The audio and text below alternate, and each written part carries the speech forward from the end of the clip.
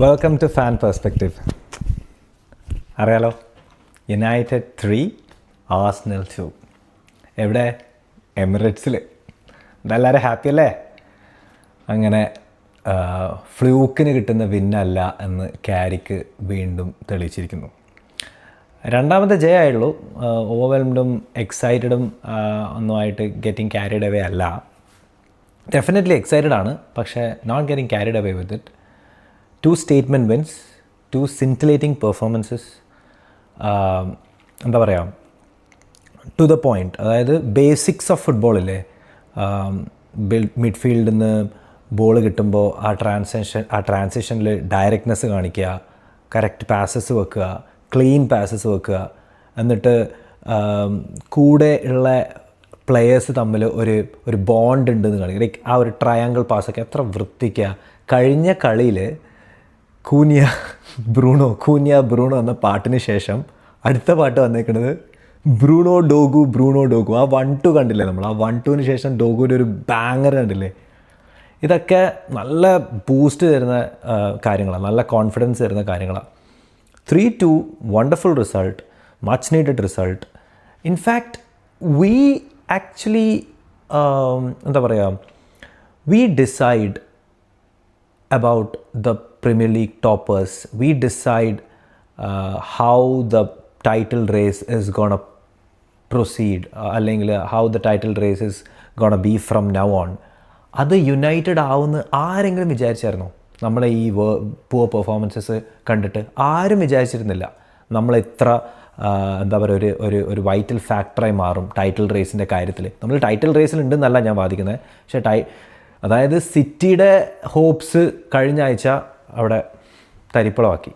അത് കഴിഞ്ഞിട്ട് ആർസണൽ വന്നപ്പോൾ എല്ലാവരും പറഞ്ഞു ഓക്കെ, അത് നിങ്ങളെ കൊണ്ട് പറ്റില്ല, അവർ വേറെ ലീഗാണ്. ഒബ്വിയസ്ലി അവർ നല്ല ഫുട്ബോളാണ് കളിച്ചുകൊണ്ടിരിക്കുന്നത്, യൂറോപ്പിൽ ഇപ്പോൾ ബെസ്റ്റ് ഫുട്ബോൾ കളിച്ചുകൊണ്ടിരിക്കുന്നത് അവർ തന്നെയാണ്. പക്ഷേ ഇന്നലെ സംഭവിച്ചത് സുബിമെൻഡിയുടെ സ്ലോപ്പിനെസ്, ഡെക്ലൻ റൈസ് ബെസ്റ്റ് മിഡ്ഫീൽഡർ എന്ന് പറഞ്ഞിട്ട് ഡെക്ലൻ റൈസിൻ്റെ മിസ് പാസസും ഡെക്ലൻ റൈസിൻ്റെ കോൺസെൻട്രേഷൻ ഇല്ലായ്മയും.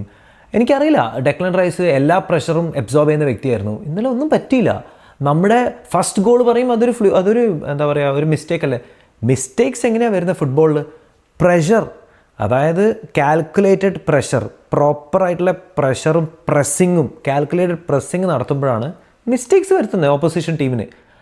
അന്നേരമാണ് നമ്മളത് ക്യാപിറ്റലൈസ് ചെയ്യണേ. അതാണ് ഒരു ഫുട്ബോൾ ടീം ചെയ്യുന്നത്. പ്രോപ്പറായിട്ട് പ്രസ് ചെയ്താലേ നമുക്ക് ചാൻസസ് കിട്ടൂ അവരെ എന്താ പറയുക ഫൈനൽ തേർഡിൽ. എന്നാലിത് വരത്തുള്ളൂ. അല്ലാതെ ഇത് വെറുതെ പ്രസ് ചെയ്തിട്ട് ലക്കിന് കിട്ടുന്നതെന്ന് പറയുന്ന ആൾക്കാർ ഫുട്ബോൾ കാണാറില്ല എന്നാണ് എൻ്റെ ഒരു അഭിപ്രായം. അപ്പോൾ അതങ്ങനെ നടന്നു. പിന്നെ ഒരു ഇമ്പോർട്ടൻറ്റ് ചാറ്റ് പറയാനുള്ളത് ആർസണൽ യുണൈറ്റഡ് ഗെയിം ആട്ടോ. ആർസണൽ യുണൈറ്റഡ് ഗെയിം അല്ലേ, ഭയങ്കര എന്താ പറയുക ഇൻറ്റൻസ് ഗെയിം ആയിരിക്കും, അവർ ഫുൾ ടൈം ബാങ്ങിങ് ആയിരിക്കും. ശരിയാ, പക്ഷേ കളി കഴിയുമ്പോൾ പൊസഷൻ 57-43 ആയിരുന്നു കേട്ടോ. അത് നമ്മൾ നമ്മൾ ഓർക്കേണ്ട ഒരു കാര്യമാണ്. നമുക്കൊരൊറ്റ യെല്ലോ കാർഡില്ല ഗൈസ്. നമ്മൾ റെഡ് കാർഡ് ഒബ്വിയസ്ലി ഇല്ല, ഒരു 2 ടീമിനും ഇല്ല. നമുക്കൊരൊറ്റ യെല്ലോ കാർഡില്ല. അതായത് ഇത്രയും സാക്കയും മധുവൊക്കെയൊക്കെ സെക്കൻഡ് ഹാഫിൽ അവരുടെ ബെഞ്ച് സ്ട്രെങ്ത് കാണണമായിരുന്നു. അവർ കംപ്ലീറ്റ് ഇറക്കി വിട്ടു ആർട്ടറ്റ, പോയി അടിച്ചിട്ട് ആ മക്കളെ എന്ന് പറഞ്ഞിട്ട്. എന്നിട്ടും മധുവൊക്കെ നല്ല രീതിയിൽ വന്ന് ചെയ്യാൻ നോക്കി എന്തൊക്കെയോ, പക്ഷെ ആർക്കും ഒരു കൺട്രോൾ ഉണ്ടായിരുന്നില്ല. മധുവൊക്കെ വിങ്ങിലൂടെ ആ ഫ്ലെയർ കാണിക്കാനൊക്കെ നോക്കുമ്പോൾ എന്ത് നന്നായിട്ടാണ് ഡിഫെൻഡ് ചെയ്ത ലൂക്ഷോവും അപ്പുറത്തെ സൈഡിൽ ഡാലോ ബെറ്ററായെന്ന് എനിക്ക് തോന്നുന്നു. റേറ്റ് ചെയ്യുമ്പോൾ നമുക്ക് വേണമെങ്കിൽ കുറച്ച് റേറ്റ് ചെയ്യാം അവരെ, പക്ഷേ ഇത് കൺസിസ്റ്റൻ്റായിട്ട് പുൾ ഓഫ് ചെയ്യുന്നതിലാണ് കാര്യം. അത് നമ്മളെപ്പോഴും യുണൈറ്റഡിൻ്റെ കേസ് വെച്ച് പറയും, കൺസിസ്റ്റൻ്റായിട്ട് പുൾ ഓഫ് ചെയ്യുന്നതിലാണ് കാര്യം. ഇപ്പോൾ എക്സൈറ്റ്മെൻറ്റ്, ഇപ്പോൾ എന്താ പറയുക, എക്സൈറ്റ്മെൻറ്റൊക്കെ ഇന്നലെ കഴിഞ്ഞു. ഇപ്പോൾ എന്താ വെച്ചാൽ അടുത്ത കളിയപ്പോൾ അതായത് ഇനി ആരാ വരുന്നത് അടിച്ച് തോക്കും. ആ ഒരു മോഡിൽ, ആ ഒരു കോൺഫിഡൻസോടെയാണ് ഇപ്പോൾ ക്യാരിക്കിൻ്റെ ടീമിനെ നമ്മൾ കണ്ടുകൊണ്ടിരിക്കുന്നത്. അതായത് മമ്മൂട്ടി മറ്റേ പറഞ്ഞ പോലെ മുന്നിൽ ഒന്ന് ശബ്ദം പൊങ്ങിയ രോമത്തെ തൊടയലല്ലേ, ആ ഒരു അവസ്ഥയിലുള്ള, അതായത് യുണൈറ്റഡിൻ്റെ തട്ട് താണ് തന്നെ കിടക്കും.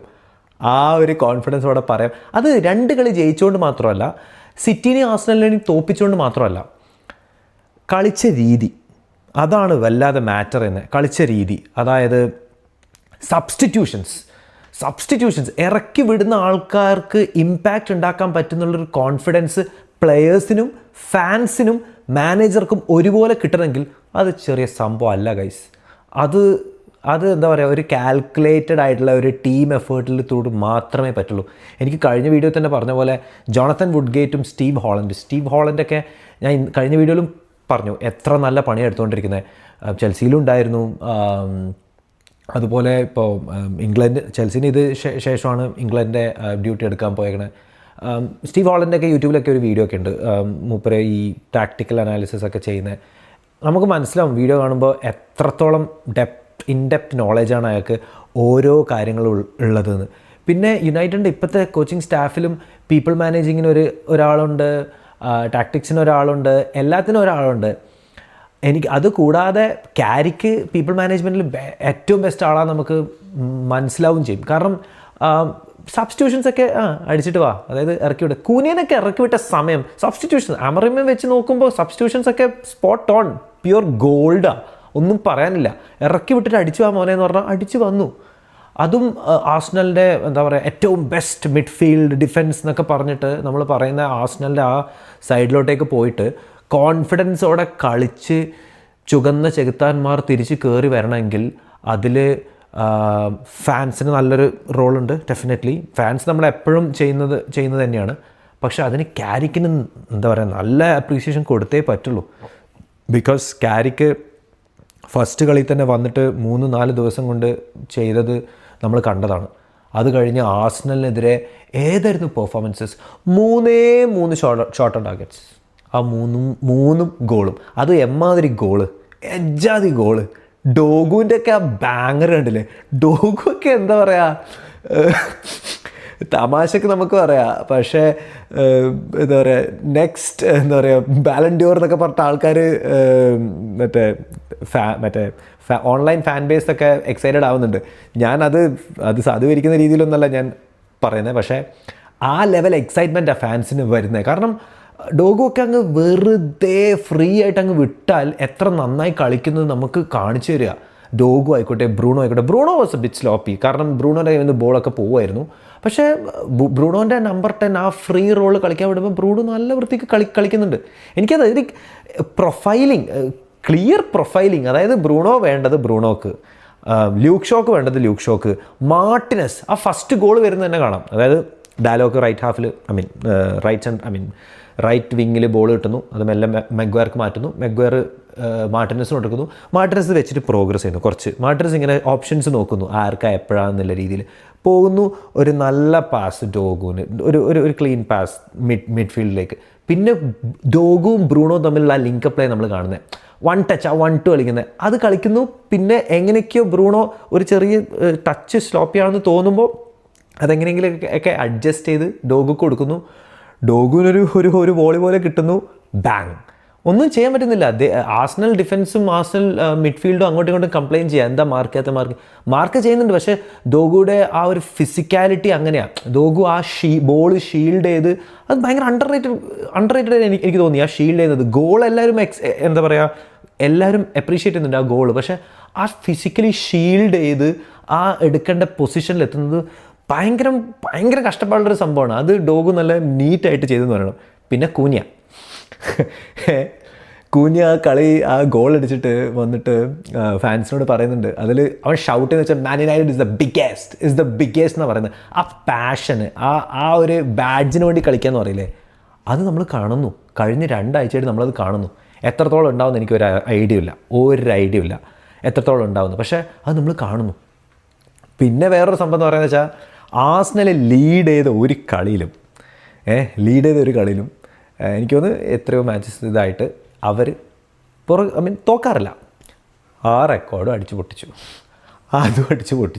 അതായത് ആരെങ്കിലും വിചാരിച്ചോ ഫസ്റ്റ് ഗോള് ജീസസിന് മാർട്ടിനസ് ഹെൽഡ് ചെയ്ത രീതി ശരിയല്ല, അതൊരു എന്താ പറയുക സ്ക്രാപ്പി ഗോൾ എന്നൊക്കെ വേണം പറയാം. പക്ഷേ goal is A goal, definitely it's A goal. പക്ഷെ നമ്മൾ വീണ്ടും തിരിച്ചടിച്ചപ്പോൾ നമ്മൾ പ്രോപ്പർ പ്രസ്സിങ്ങിലൂടെ കിട്ടിയ ബോളാണ് അത്. പ്രസ് ചെയ്യുമ്പോഴേ മിസ്റ്റേക്സ് വരുത്തു ഡിഫൻസ്, അല്ലാതെ വെറുതെ ഡിഫൻസ് മിസ്റ്റേക്സ് വരത്തില്ല. അപ്പോൾ അത് ഭയങ്കര ഇമ്പോർട്ടൻ്റ് ആണ്. അതിനുശേഷം നമ്മൾ അടിച്ച 2 ഗോളുകളും സ്റ്റേറ്റ്മെൻറ്റ് ഗോൾസ് ആയിരുന്നു.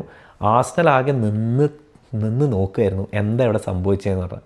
അതും എമിറേറ്റ്സ് പോയിട്ട് ഇമ്മാതിരി പെർഫോമൻസ് പുൾ ഓഫ് ചെയ്യാന്ന് പറഞ്ഞാൽ ഇറ്റ് നീഡ്സ് അപ്രീസിയേഷൻ. അതും നെക്സ്റ്റ് ലെവൽ അപ്രീസിയേഷൻ കിട്ടിയേ പറ്റുള്ളൂ. ഇപ്പോഴും ഞാൻ പറയാം, കോൺഫിഡൻസും എക്സൈറ്റ്മെൻറ്റും ഒക്കെ ഉണ്ടെങ്കിലും കൺസിസ്റ്റൻസിയിലാണ് കാര്യം. യുണൈറ്റഡ് എപ്പോഴും അതാണല്ലോ, ഏത് ടീമിനോടും നമ്മൾ ജയിക്കും, ഏത് ലോക്കൽ ടീമിനോടും നമ്മൾ തോക്കുകയും ചെയ്യും. അപ്പോൾ അത് മാറിക്കിട്ടാനാണ് ഞാൻ കാരിക്കിൽ കാണുന്നത്. കാരിക്ക് അത് ചെയ്താൽ മാത്രമേ കാരിക്കിനെ ഞാൻ അപ്രീഷിയേറ്റ് ചെയ്യൂ. പിന്നെ ലെജൻസിൻ്റെ കാര്യം പറയണ്ട.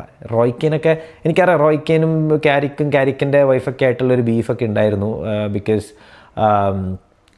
റോയ്ക്കേൻ ഒരു സ്റ്റേറ്റ്മെൻറ്റ് ഇറക്കുന്നു, കാരിക്കിൻ്റെ വൈഫ് വന്നിട്ട് പറയുന്നു അത് പറയാനാരാ. പിന്നെ കാരിക്ക് കോച്ചായിട്ട് വരുമ്പോൾ റോയ്ക്കേയും പറയുന്നു ഇനിയിപ്പോൾ അവൻ്റെ ഭാര്യയൊക്കെ ഉണ്ടാവും ഈ കോച്ചിങ് സ്റ്റാഫിൽ എന്നൊക്കെ പറഞ്ഞിട്ട് കളിയാക്കുന്നു. 17 കളിയുള്ള കളി ഇനി ജയിച്ചാലും കാരിക്ക് വേണ്ട, ആവശ്യമില്ല എന്നൊക്കെയാണ് റോയ്ക്കേയും പറയുന്നത്. But I am like, why not? If he's delivering results, if he's having the right mentality, if the fans are happy, if the players are happy, why not him? Why not him? നമ്മൾ എന്താ പറയുക, നല്ല രീതിയിൽ ചെയ്തിട്ടൊരു better ആളെന്നുള്ള രീതിയിലല്ല. If he's doing the job well, if he's doing the right job, why not him? അതാണ് എൻ്റെ ഒരു ചോദ്യം, എൻ്റെ ഡൗട്ടും അതാണ്. എനിക്ക് തോന്നുന്നു മിക്ക മോസ്റ്റ് യുണൈറ്റഡ് ഫാൻസിനും അങ്ങനെ തന്നെയായിരിക്കും. ആമറിമിനെ ഞാൻ ഇനീഷ്യലി എന്താ പറയുക, എന്തെങ്കിലുമൊക്കെ കൊണ്ടുവരുന്നതായിരുന്നു എന്നൊരു ഫീലിംഗ് ഉണ്ടായിരുന്നു. ബട്ട് ആമറിം നല്ല രീതിയിൽ സംസാരിക്കുക മാത്രമായിരുന്നു. അതാണ് ഇപ്പോൾ മനസ്സിലാവുന്നത്. നല്ല രീതിയിൽ സംസാരിക്കുക മാത്രമായിരുന്നു. സ്ക്വാഡ് നല്ല പ്രശ്നമുണ്ട്, സ്ക്വാഡിൽ പ്രശ്നമില്ല എന്നൊന്നല്ല. പക്ഷേ നല്ല മാനേജർ എന്ന് പറഞ്ഞാൽ എന്താ, ഉള്ളത് വെച്ചിട്ട് അടിപൊളിയായിട്ട് കളിക്കുക. അതല്ലേ ഇപ്പോൾ ഒളിവർ ഗ്ലാസ്നറും ഇറിയോളയും പിന്നെ ആരാ നമ്മുടെ ഉനായി എമറിയൊക്കെ എന്താ, ഉനായി എമറിനൊന്നും ബോർഡ് തീരെ ബാക്ക് ചെയ്യുന്നില്ല. എന്നിട്ടും ഉനായി എമറി ഇനി first half of the season എമ്മാതിരി റിസൾട്ടാണ് പുൾ ഓഫ് ചെയ്തുകൊണ്ടിരുന്നത്. അപ്പോൾ ആർസണലിൽ തോപ്പിച്ചു അവർ 2-1. അപ്പോൾ അതിലൊന്നും കാര്യമില്ല. ഈ സ്ക്വാഡിനെ മര്യാദയ്ക്ക് യൂസ് ചെയ്യുക, അതൊരു മാനേജറുടെ കഴിവാണ്. അത് നന്നായി ചെയ്ത് തുടങ്ങിയിട്ടുണ്ട് കാരിക്ക്. ഇനി എത്രത്തോളം പോകുമെന്നറിയില്ല. അപ്പോൾ എന്താ പറയുക, സന്തോഷം എക്സൈറ്റ്മെൻറ്റ് മാത്രം. ഇനിയും ഇതങ്ങനെ തന്നെ തുടരട്ടെ. ഇനിയും നമുക്ക് ഇതേപോലത്തുള്ള എന്താ പറയുക മൈൻഡ് ബ്ലോയിങ് പെർഫോമൻസസും മച്ച് നീഡഡ് റിസൾട്ട്സും കിട്ടട്ടെ.